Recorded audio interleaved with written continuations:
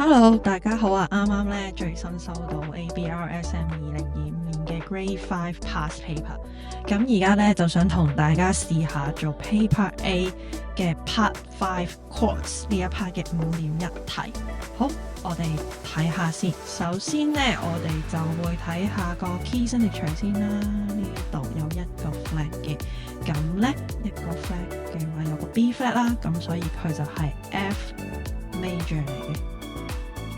好，咁第二步咧，我哋就要揾翻1、2、4、5 chord， 我哋要寫翻晒呢4個 chord 嘅音出嚟先。好，1 chord、2 chord、4 chord 同5 chord 咯。咁1 chord 咧就有 F、A、C 呢3個音啦。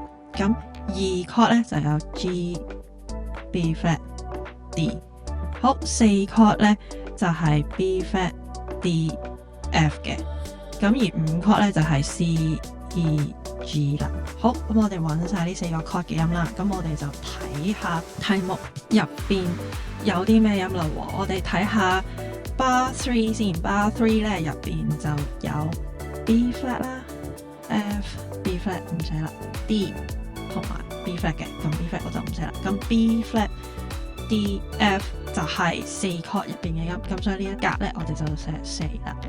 好，跟住 Bar 4啦。Bar 4咧就有 C、A、F。OK， 咁好明顯啦，佢就係1 chord 嘅音，咁我哋就會寫個1字喺度啦。好，跟住咧就到 Bar 6啦。Bar 6咧有 G、A、B flat、C、D、B flat。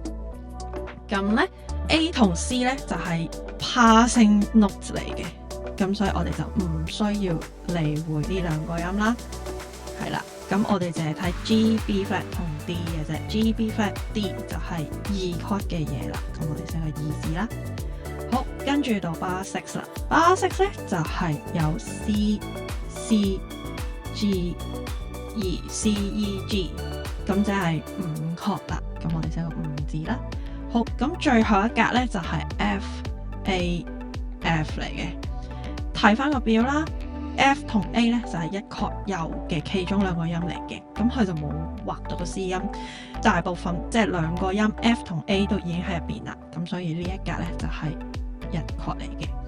各位考生如果想做 past paper 嘅時候，都可以用翻呢一個方法去試下做 Part 5.1 呢一題嘅題目啦。